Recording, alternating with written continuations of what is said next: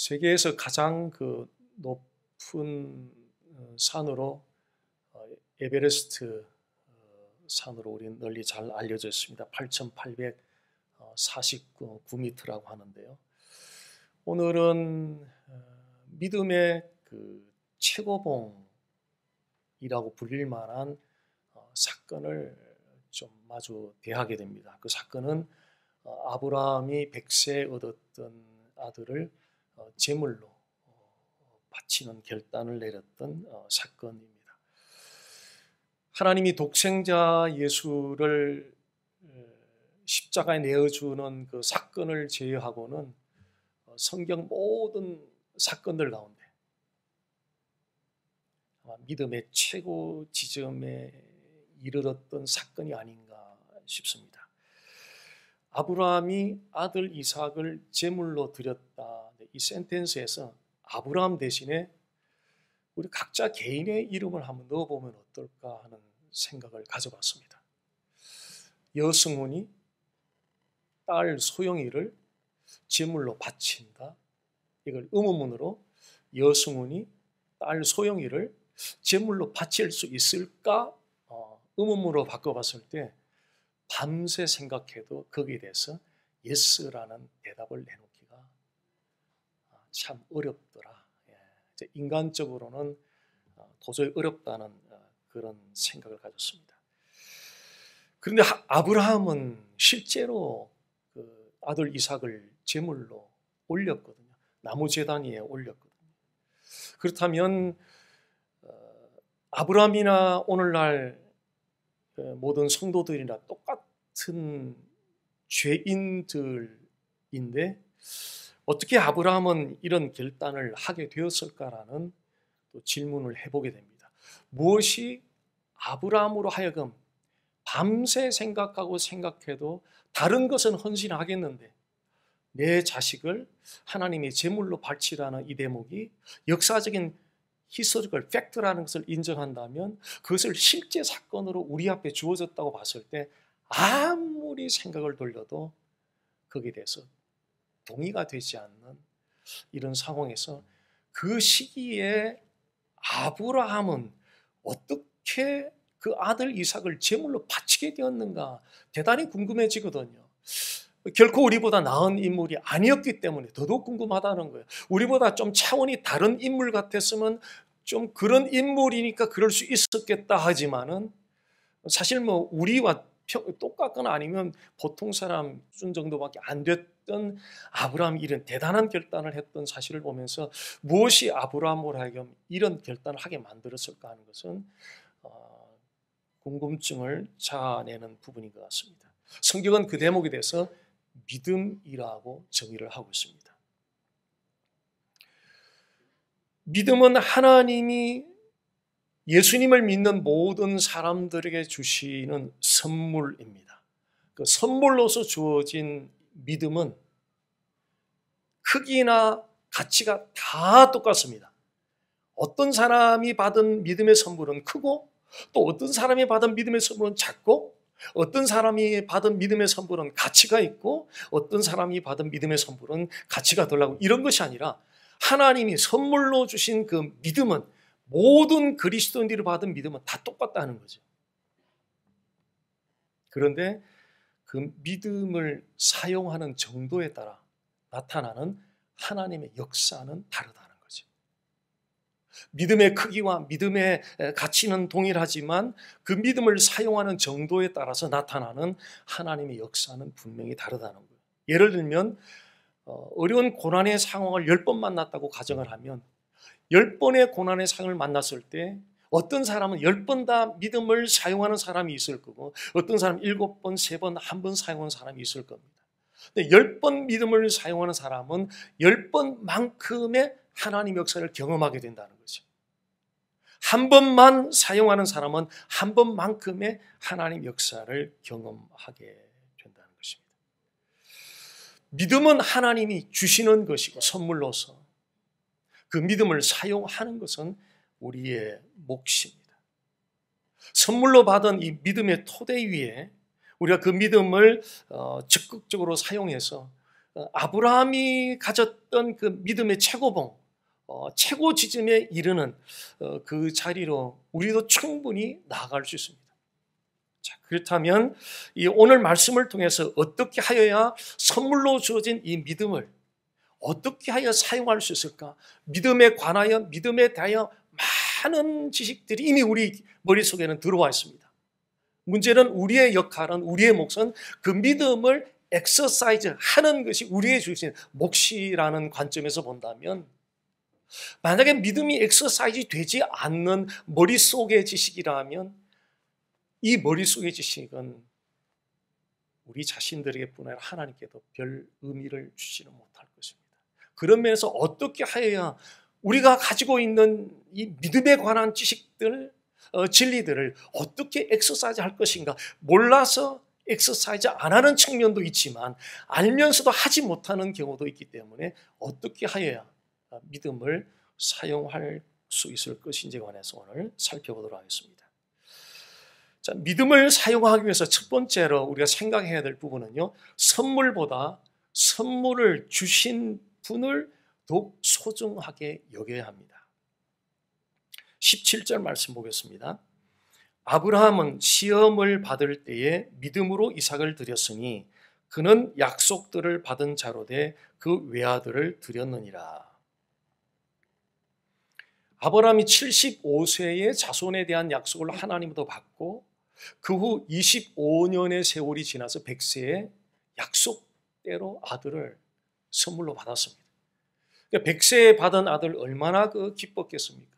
또 그 아들이 얼마나 소중했겠습니까? 그렇게 소중한 아들을 하나님은 제물로 바치라고 아브라함에게 요구를 하셨습니다. 자, 이 대목에서 우리가 상식적으로 좀 이해가 가지 않는 부분이, 아브라함이 먼저 아들 달라고 요구한 것도 아니잖아요.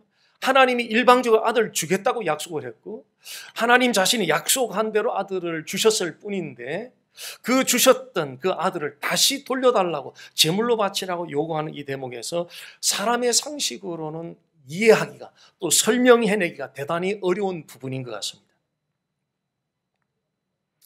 하나님은 그 지혜와 지식에 있어서 완전하신 분이라는 관점에서 보면 이런 실수를 하실 분이 아닌데, 완전한 지혜와 완전한 지식을 가진 하나님이 왜 아브라함에게 이런 사람들이 상식적으로 이해할 수 없는, 사람들이 생각하기엔 이건 무리한 요구라고 하는 생각이 들 만큼의 요구를, 하나님은 왜 이런 요구를 어떤 의도를 가지고 하셨을까는 것입니다. 17절 말씀 보겠습니다. 아브라함은 시험을 받을 때에 아들 이삭을 제물로 바치라는 하나님의 요구에 대해서 히브리서 기자는 그것이 시험을 받은 것이라고 해석을 하고 있습니다. 아브라함 입장에서는 시험을 받은 것이고 하나님 입장에서는 아브라함을 시험하신 것이 되는 거죠. 자, 그렇다면 하나님은 지금 아브라함에게 아들 이삭을 제물로 바치라고 하면서 어떤 시험을 하고 계셨을까 하는 겁니다. 어떤 테스트를 하고 싶으셔서 하나님은 그 이삭을 제물로 바치라고 요구하셨을까? 창세기로 가보겠습니다. 22장 12절입니다. 사자가 이르시되 그 아이에게 내 손을 대지 말라, 그에게 아무 일도 하지 말라. 내가 내 아들 내 독자까지도 내게 아끼지 아니하였으니 내가 이제야 네가 하나님을 경외하는 줄을 아노라. 아브라함이 하나님의 요구대로 아들 이삭을 제물로 드리기로 결단을 하고 결박을 해서 나무 제단 위에 올려놓고 칼을 뽑아서 이제 막 치려고 하는 그 순간에 하나님이 개입을 하셨습니다. 성경에는 하나님의 사자로 나오지만 하나님이 개입하셨습니다. 손대지 말라, 아무 일도 하지 말라고. 내가 독자라도 아끼지 않는 것을 보니까 이제야 내가 나를 정말 경외하는 줄 알겠다. 자, 이 말씀 속에 하나님이 아브라함에게 지금 시험하고자 했던 의도가 지금 나와 있거든요.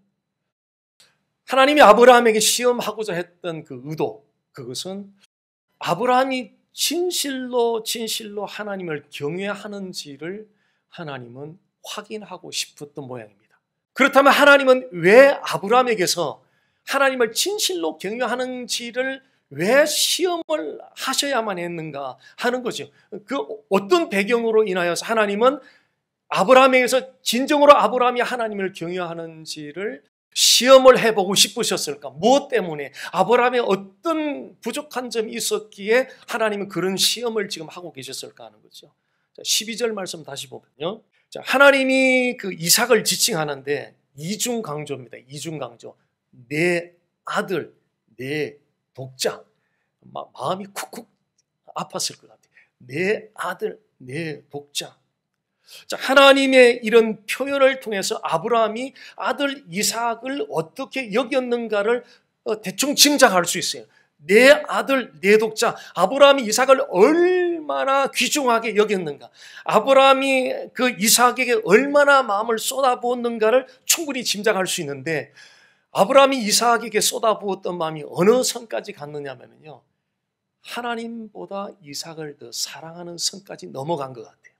아브라함이 하나님이 이제 테스트하는 그 테스트 요구에 대해서 수능을 했을 때에 하나님이 확인을 한 거죠. 이제서야 내가 나를 정말 경외하는 것을 이제서야 나에게 보여주는구나. 내가 이제야 확인을 했다. 그리고 그 시험은 이제 끝이 났습니다. 히브리 11장 17절로 돌아와 보겠습니다.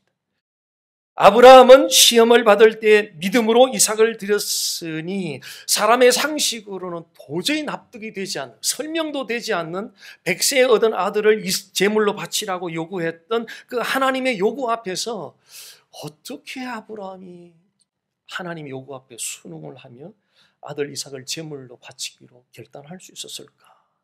여기에 대한 궁금증이 있잖아요. 히브리서 기자는 믿음으로라고 정의를 하고 있습니다. 이삭은 하나님이 주신 선물이었고 하나님은 선물을 주신 분이었습니다. 믿음의 최고 지점에 이르기 위해서 믿음을 우리가 어떻게 사용할 것인가, 선물보다 선물을 주신 분을 더 소중히 여김으로 우리는 그 믿음을 사용할 수가 있습니다.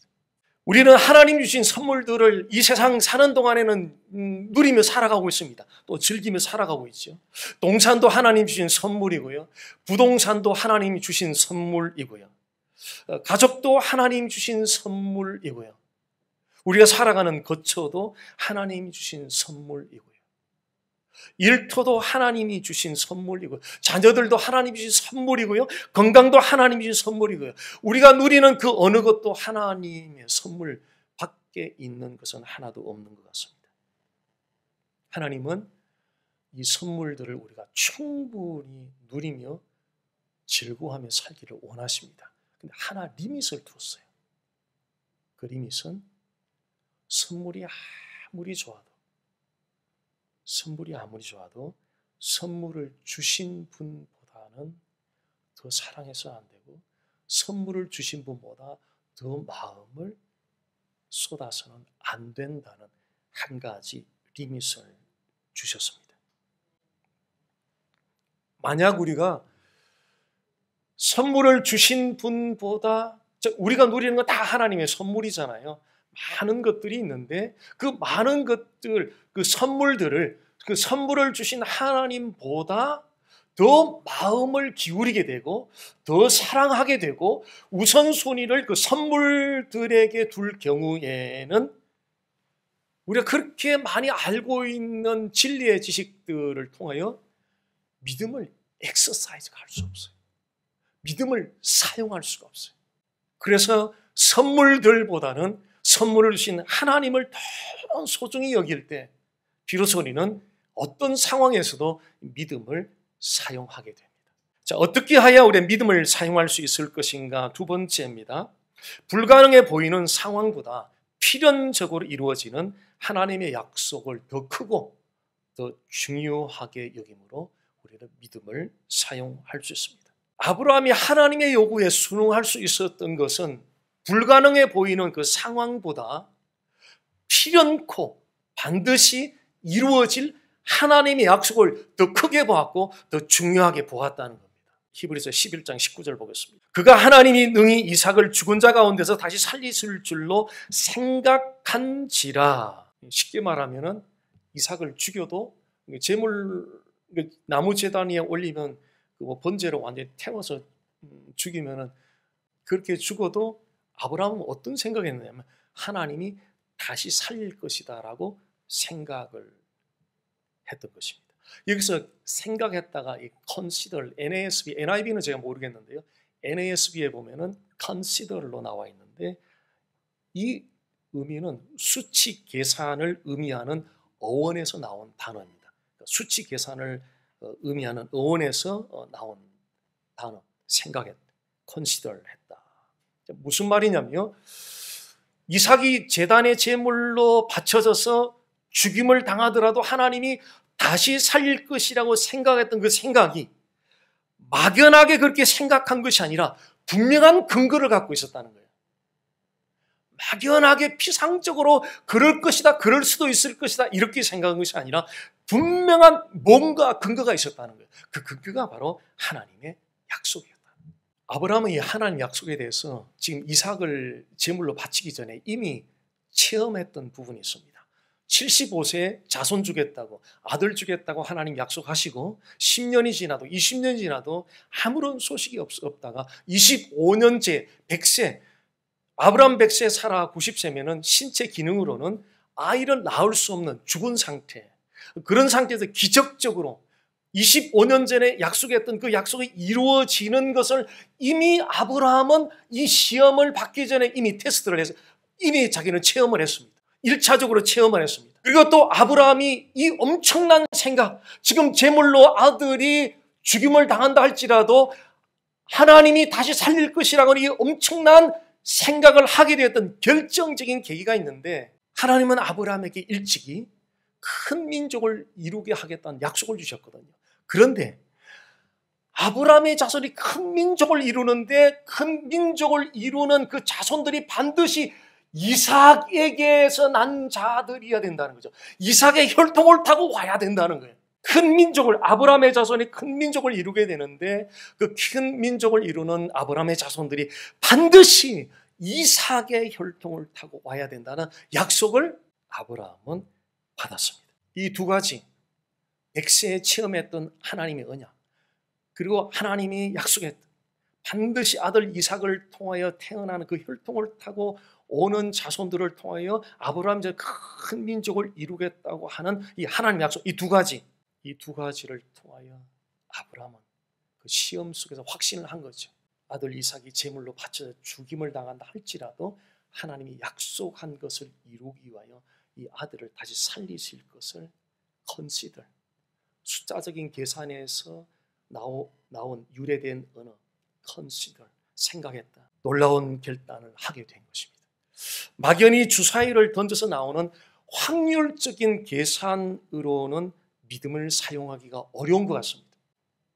자동차에 파워가 장착되려면 배럴이 그 잭이 반드시 연결이 되어야 그 파워가 들어오게 되는 것처럼 믿음에도 이 파워가 역사해야 되는데 그 우리가 사용되는 그 믿음 속에 이 파워가 장착되기 위해서는 우리의 영적 감각이 살아나서 우리의 영적 감각이 하나님의 약속에 연결되어서 인식해야 된다는 거죠. 근데 우리가 예수님을 믿고 이렇게 살아가면서도 실제 삶의 생활 속에서 하나님이 약속했던 약속을 인식하지 못하고, 즉 센스하지 못하고 살아가는 시간들이 꽤 많다는 것을 우리는 인정하지 않을 수 없을 것입니다. 그렇다면 어떻게 해야 우리가 영적 감각이 살아서 하나님 약속을 인식할 수 있겠는가 하는 질문을 또 던져봅니다. 하나님의 자녀라는 정체성을 상기시킬 필요가 있습니다. 하나님의 약속은 모든 하나님의 자녀들에게 다 주어졌습니다.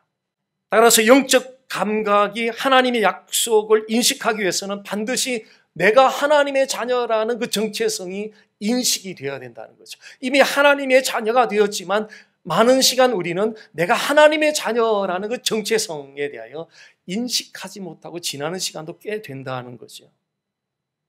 요한일서 5장 1절은 예수께서 그리스도이심을 믿는 자들마다 하나님께로 난 자요라고 말하고 있습니다.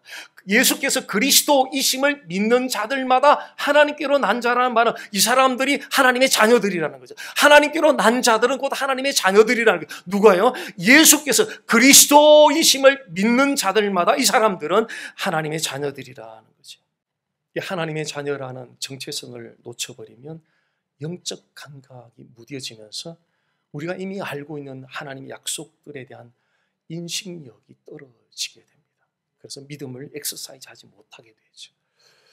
예수님이 나의 그리스도, 나의 구주이심을 확증하는 시간이 그래서 매일 매 순간순간이 필요합니다. 가정집에 전기 파워가 들어오지 않는 것은 물론 이제 가정집에 뭔가 전기선에 문제가 있을 수도 있지만 때로는 그 지역 전체가 이렇게 정전이 되는 사태가 오면은 그때는 발전소 자체에서 뭔가 something 잘못되고 있을 가능성이 많은 거죠. 그 발전소 자체를 돌려줘야 그 중간 단계에서 스위치를 올릴 때 파워가 들어오는 것처럼 우리 자신이 하나님의 자녀라는 이 정체성이 이건 가장 본질적인 것이고 가장 기초적인 것이고 저 출발점과 같은 거잖아요. 여기서 우리가 뭔가 스파크가 일어나야 그 다음에 스위치를 올리고 뭘 할 때 이게 하나님의 성령의 역사가 나타날 수 있다는 거죠. 그래서 매일 자주 예수님이 나의 그리스도, 나의 구주이심을 확증하는 시간. 예수님은 나의 구주, 예수님은 나의 구세주 라는 되뇌이며 확증하는 시간을 자주 가질 필요가 있습니다.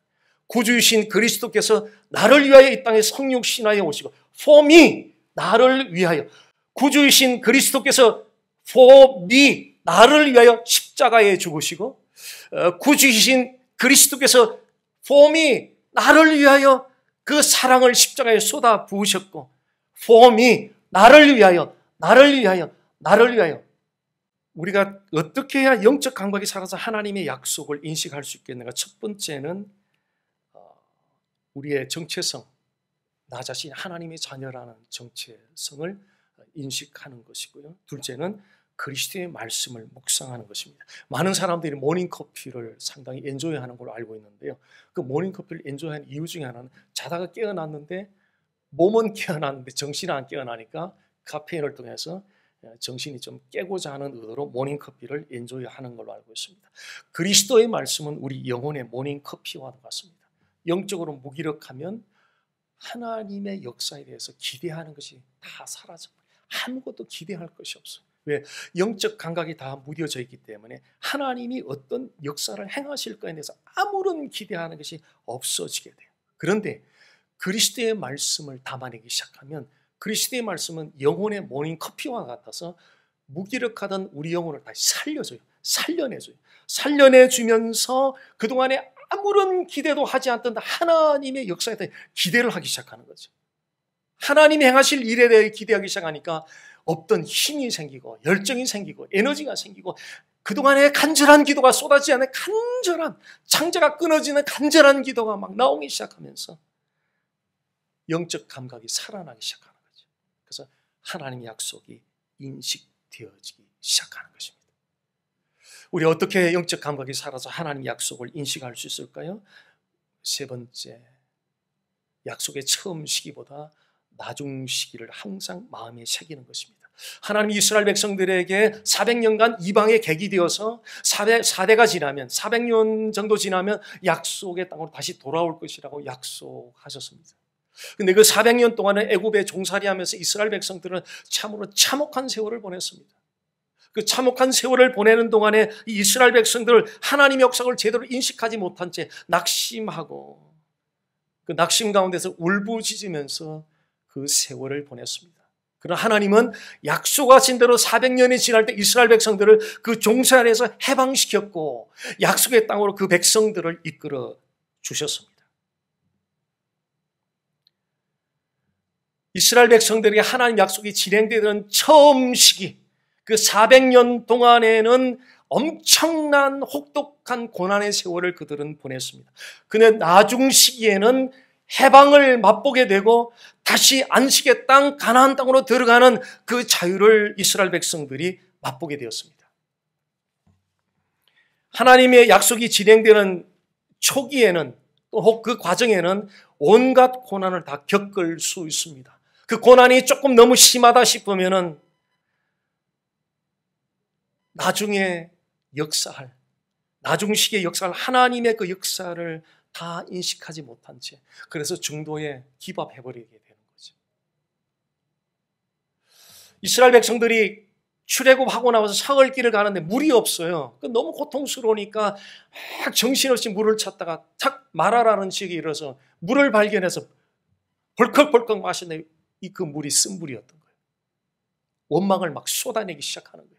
거기서 5마일만 더 가면 한 5마일이면 2시간, 넉넉 잡으면 2시간 가겠죠. 그 가까운 거리에 엘림에 종려나무 70주 물샘 12물샘이 있는 엘림이라고 불과 5마일 거리에 있는데 여기에서 원망하고 있었던 이스라엘 백성들.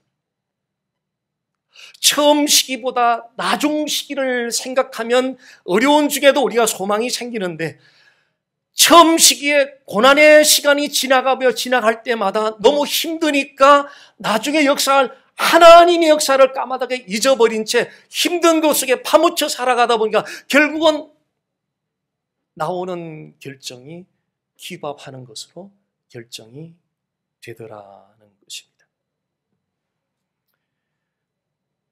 시편 126편 6절 말씀은 울며 씨를 뿌리러 나가는 자는 반드시 기쁨으로 그 곡식단을 가지고 돌아온다고 말씀하고 있습니다. 약속 처음 시기에는 눈물을 씹는 시간이 있다는 거죠. 고난의 시간이 있다는 거예요. 그 시간은 틀림없이 낙심할 수 있고 절망할 수 있고 원망할 수 있고 불평도 나올 수 있고요. 잠을 못 자서 불면의 밤을 보내는 시간들도 찾아올 수 있습니다. 그럴 때 어떻게 우리가 영적 감각이 살아서 하나님 약속에 커넥될 수 있을까? 인식될 수 있을까? 어떻게 해야 될까? 그럴 때 약속의 나중 시기를 생각하라는 거예요. 약속의 나중 시기를 상기하라는 거예요. 울며 씨를 뿌리러 나가는 자는 기쁨으로 그 곡식단을 가지고 돌아올 때가 있다고 하는 나중 시기에 말씀하시는 하나님의 약속을 상기하라는 것입니다. 그래야 우리의 영적 감각이 살아나서 다시 하나님의 약속을 인식하기 시작하면서 앞으로 전진해 갈 수 있다고 하는 것입니다.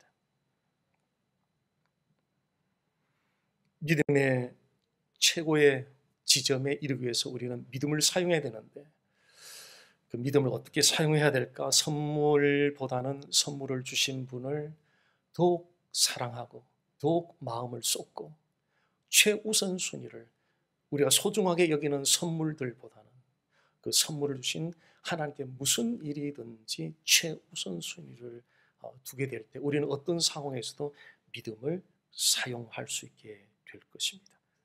두 번째는 현실적으로 불가능해 보이는 그런 상황보다는 필연코 반드시 이루어질 하나님의 약속을 더 크게 보고 우리의 이성은 불가능해 보이는 상황이 훨씬 더 크게 보이도록 이성은 자꾸 그쪽으로 발전시켜 가는데 그럴 때 우리는 성령을 의지하고 그거보다는 하나님의 약속 손에 안 잡히고 눈에 안 들어오지만 진리는 진리였고 진리가 진리라는 것을 성경이 증명해 주었고 앞으로도 역시 진리는 진리로 증명될 것이기 때문에 하나님의 약속이 필연코 이루어질 것을 상기하면 어떤 상황에서도 우리는 믿음을 사용할 수 있을 것입니다. 오늘 우리는 아브라함의 이 믿음의 최고봉을 통해서 우리의 믿음 한번 점검해 보면서 많은 순간 믿음을 사용하지 못해서 어쩌면 허비하고 있는 인생의 시간들이 있을 수도 있습니다. 믿음을 하나님은 선물로 믿음을 주실 때는 우리에게 책임을 사용하라고 주셨습니다. 그래서 이번 한 주간에도 모든 상황 가운데 믿음을 사용함으로 믿음 때문에 마치 비행기 타고 가듯이 지상 위를 그렇게 영으로 날아가는 그런 기쁨과 즐거운 한 주가 되시기를 주님 이름으로 간절히 소원합니다.